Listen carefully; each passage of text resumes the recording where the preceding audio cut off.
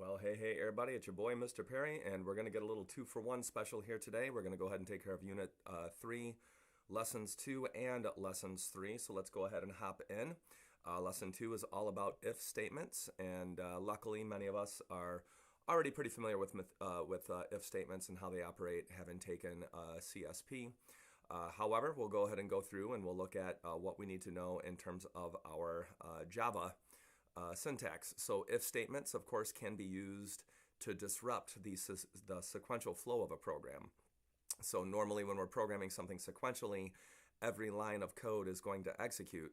But as soon as we introduce an if statement, what that means is this line of code may or may not execute. So it might go, it might get skipped over.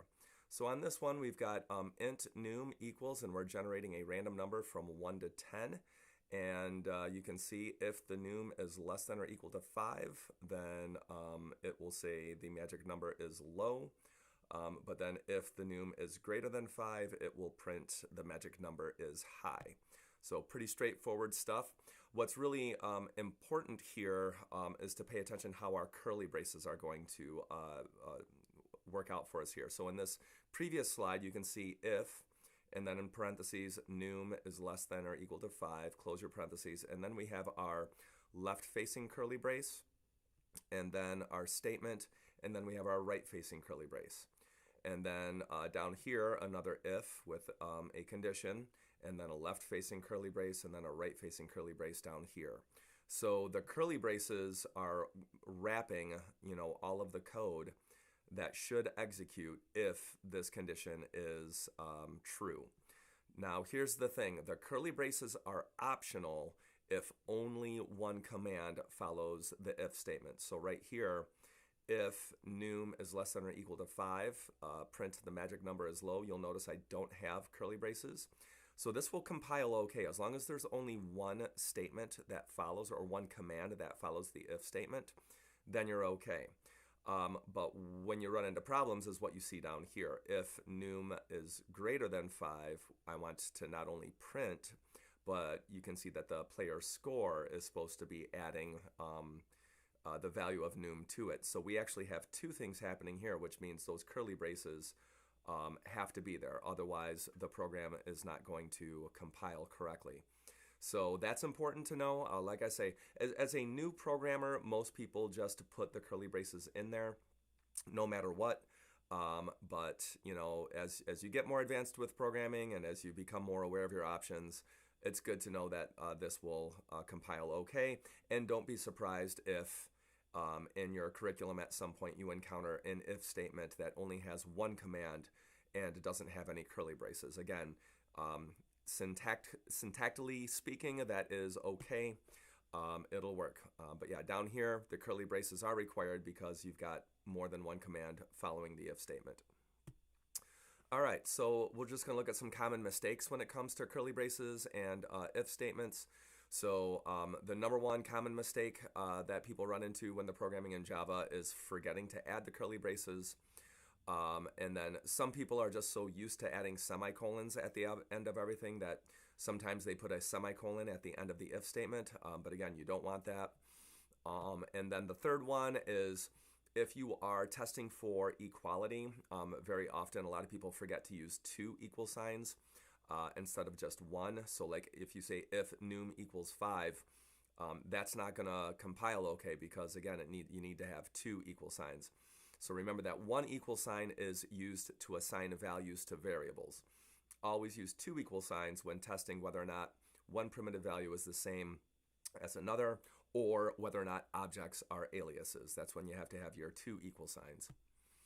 Okay, so we can do a little practice here. Go ahead and pause the video and see if you can figure out what will print. We've got a number down here that is being printed, and originally it is initialized with a value of 10, but then we've got a couple of if statements. So go ahead and pause the video, work your way through, and see if you can figure this one out. I'm going to assume that you paused the video at this point, so we'll go ahead and see what we got. Hopefully you got the number is 2. The number, of course, originally is 10, and that is not less than or equal to 5, so everything in between these curly braces does not occur. However, the number is greater than 5, so that means this one is going to execute. and that means we need to update the num by its current value divided by 5, which takes us down to 2. Remember that num divide equals is the same thing as num equals num divided by 5. So don't forget what those unary operators mean from lesson 1 or from unit 1. Let's go ahead and try another one. Here's another one. Feel free to pause the video. Same basic setup. See if you can figure out what the number is going to be this time. I assume that you paused the video and you worked your way through it. So let's go ahead and see what we got. This time the number works out to be 22. And again, all right, so the num is assigned the initial value of 5, which means it is less than or equal to 5. So that means we're going to need to multiply it by 3. So it's now 15. So num is now 15, which is greater than 5. So now we have to add another 10 to it. So now that we're all the way up to 25. And now it's checking if num is greater than 20, which it is. 25 is greater than 20. That evaluates to true. And so that means num now needs to be the current value of num minus 3, which takes us down to 22. All right, so hopefully that's what you got. If not, again, we'll do plenty of practice like this in class. Let's go ahead and keep going. So now we're going to bump up to lesson 3, which is very similar concept, except now we're going to look at two-way selection, which we know as if-else statements. So with if-else statements, the same rules apply in terms of your curly braces. And what's different about if-else statements, of course, is that if you don't pass the if, then that means you are automatically bumped down into the else, which means only one of these two outcomes is guaranteed to happen. So right now we've got int height equals input.nextInt, so somebody would be typing in a number, and then we would input next line, and now it's going to check if the height that they entered is greater than or equal to 60, go ahead and print, you can ride this coaster. But if in all other cases, we're going to be bumped down here, and we're going to print, you're not tall enough to ride this ride. So just notice how the curly braces are set up here. If height is greater than or equal to 60, they've got the left-facing curly brace here, then the print statement, then the right-facing curly brace. And the same thing's happening down here with our else. You've got the left-facing curly brace with the else. You've got your print statement, and then the right-facing curly brace down in the left corner. Now you can also see it like this. You can write the curly braces using different formats. But the paired curly braces, again, are essential on this one. So you'll see some people doing it this way, where they have the if statement, and then the left-facing curly brace goes here. Then they've got their print statement, and then the right-facing curly brace, and then they'll have else, and then the left-facing curly brace on the same line. Then the print statement, and then the right-facing curly brace on the next line. You'll also see it this way. This is the most compact way to write an if-else. This is usually how I do it, just because, again, it's really compact. It's really useful for this. So if height is greater than or equal to 60, left-facing curly brace, and then here's my print statement. And then you can do right-facing curly brace, then you can type else, and then you can do your left-facing curly brace all on the same line. And then do your print statement, and then close the right-facing curly brace down here for the else. So just be aware of the variation. Like I say, it'll all compile just fine. And, again, just remember that if-else statements guarantee one of two outcomes will happen, but never both. It's always going to be one or the other. So if somebody types something in and this part of the code executes, that means the else is automatically skipped. So the compiler will do this part, and then it'll just completely skip over what's in the else portion. Similarly, if you don't pass this condition right here, then this is skipped, and you are automatically bumped down into here. So again, it guarantees one of two outcomes if you have an if-else type situation. Now you can also encounter what are called nested if statements, and that's when you include an additional if statement inside of another if statement. So what we have here is we actually have an if-else statement nested inside of an if-else statement. So right here we're generating a random number from 1 to 100, and then it says if num is greater than 50, so that means we're going to do everything in between this left-facing curly brace and this right-facing curly brace down here.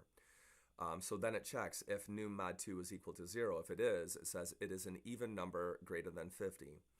But if num mod 2 is not equal to 0, then that means it must be an odd number, which bumps us down into here.